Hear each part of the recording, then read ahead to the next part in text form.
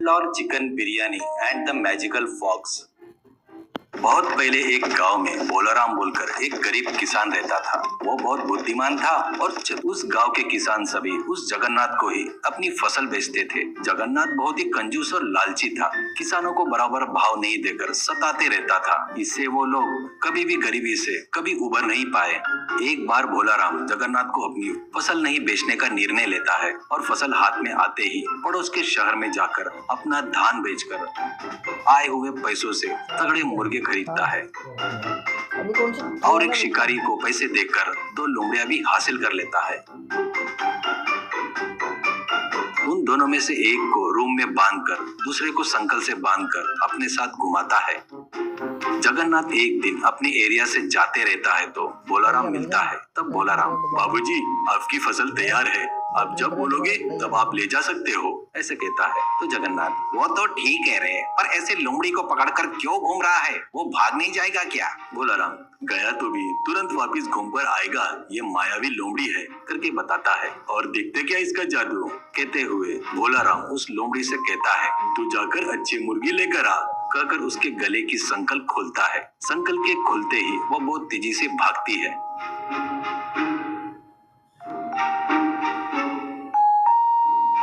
तू पागल है क्या?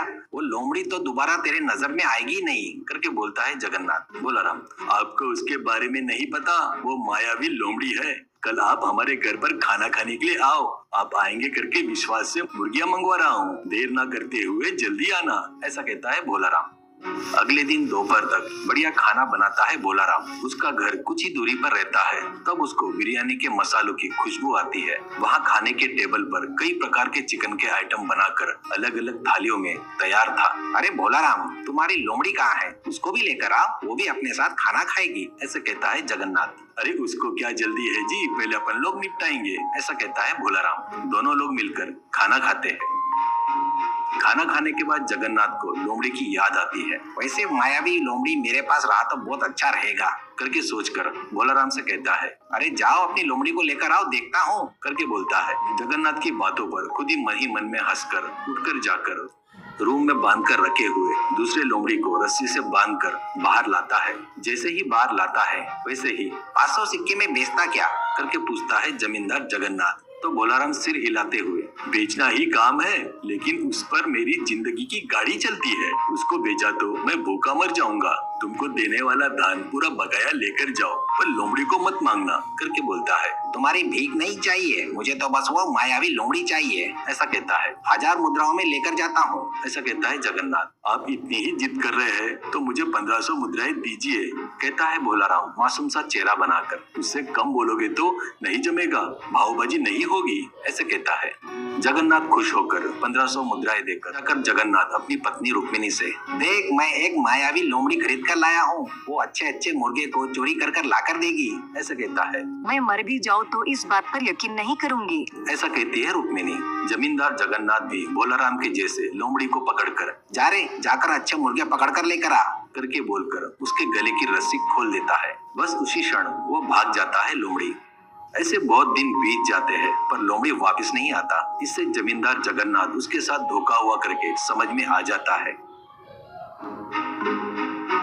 और अपने आदमियों को लेकर भोलाराम के घर जाता है और उसको पकड़कर बांधकर, मेरे से ही धोखा करता क्या रे नीच कमीने, मेरा पैसा मुझे वापस किया तो माफ कर दूंगा, ऐसा कहता है। वो तो कब का खर्च हो गया है जी, ऐसा कहता है भोलाराम। तो इसे लाठी से मरे तक मारो, करके बोलता है जगन्नाथ। एक व्यक्ति, अरे बाबूजी इसे मारकर काटने के लिए नहीं जमेगा, इसको कल मार डालेंगे तो अच्छा रहेगा, ऐसे कहता है। वैसे ही करेंगे, सुबह तक ठंड से मरने दो इसे, ये पहने हुए कपड़े ही रखकर इसे धानी से बांध दो, ऐसे कहता है जगन्नाथ। तो भोलाराम को वो लोग धानी से बांधकर चले जाते हैं। कुछ देर बाद ठंड पड़ने लगती है। ठंड में भोलाराम की हालत बहुत खराब हो जाती है। वो ठंड से बचने के लिए धानी को घुमाने लगता है। वैसे करने से उसका शरीर गर्म होकर पसीना भी निकलने लगता है। वो ठंड से अब तक मर गया होगा, जाकर देख कर आओ, ऐसा जगन्नाथ उसके आदमी को भेजता है।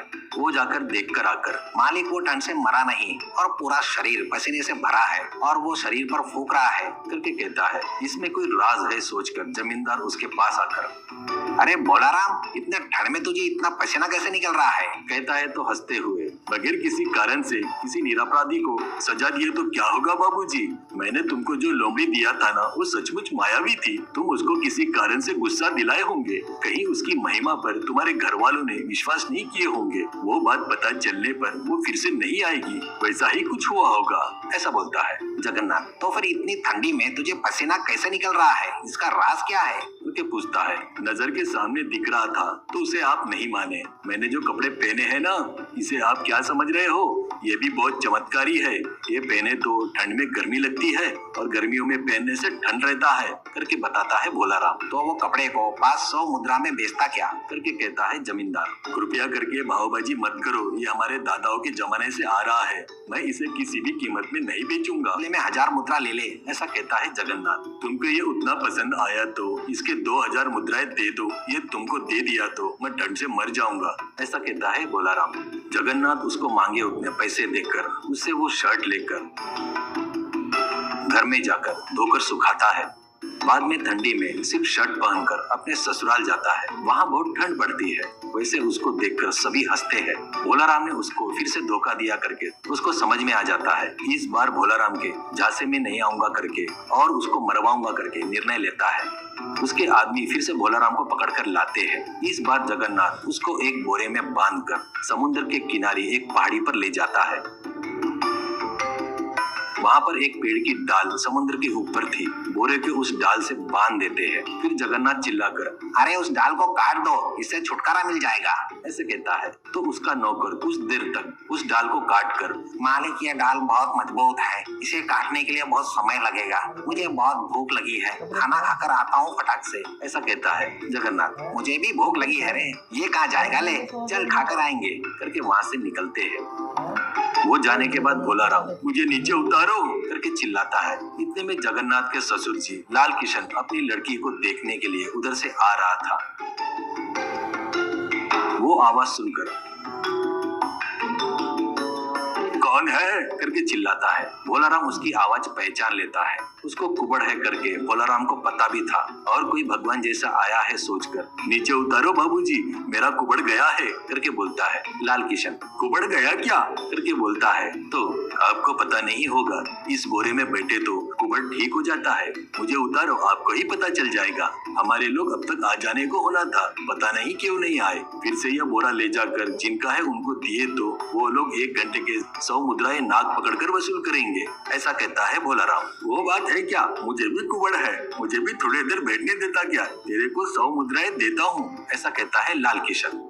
तो भोलाराम कैसे तो भी करके बोरे से बाहर आकर लाल किशन को उस बोरे में फिर से पेड़ के डाल को बांधकर अपने रास्ते से निकल जाता है। बाद में जगन्नाथ अपने आदमी के साथ आकर पेड़ के डाल को काटकर समुद्र में गिरा देता है।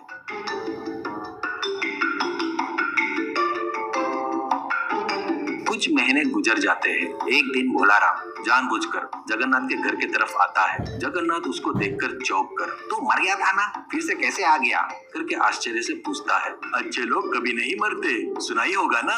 मैं समुद्र में गिरते ही समुद्र के राजा के सिपाही आकर मुझे लेकर गए। समुद्र राजा ने मेरा अच्छा आदर सत्कार करके अपने राज्य में ही रहने को बोले। मेरी अप्सरा जैसी लड़की से शादी कर दिए। वहाँ पर सब अप्सराएं हैं।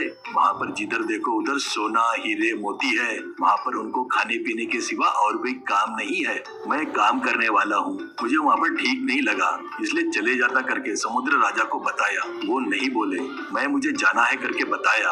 उन्होंने कहा जब दिल करे तब आ जाना और अपने खास दोस्तों को भी लाते रहना करके बताए। मेरी पत्नी को साथ लेके चलता बोला तो वो इस दुनिया में नहीं आती बोली, ऐसे कहता है भोलाराम। अरे ये तो पागल है, बेवकूफ है। मैं तो वहाँ की सभी औरतों से शादी करके राजा को वहाँ से हटाकर मैं राजा बन जाता था। करके सोचता है जगन्नाथ और भोलाराम से, अरे तुझे पुण्य मिलेगा रे, एक बार मुझे उस दुनिया में लेकर चल, ऐसे कहता है। भोलाराम पहले नहीं मानता, बाद में जबरदस्ती करने से मान जाता है। आप ये बात बाहर किसी को मत बताना, चुपचाप मेरे साथ आओ, नहीं तो हम लोग भी आएंगे करके सभी लोग पीछे पड़ेंगे बेवकूफ। कल सुबह 2 नाव तैयार करके रखता हूँ, करके कहता है भोलाराम। अगले दिन समुद्र के किनारे में 2 नाव तैयार रहते हैं। एक लकड़ी का था और दूसरा मिट्टी का था। जगन्नाथ के आते ही उसको मिट्टी के नाव में चढ़ाकर वो लकड़ी के नाव में चढ़ता है। दोनों नाव समुद्र में बहुत दूर जाने के बाद भोलाराम अपने चप्पू से जोर जोर से अपने नाव पर मारते हुए, इसकी आवाज से समुद्र के दूत आएंगे, ऐसे कहता है।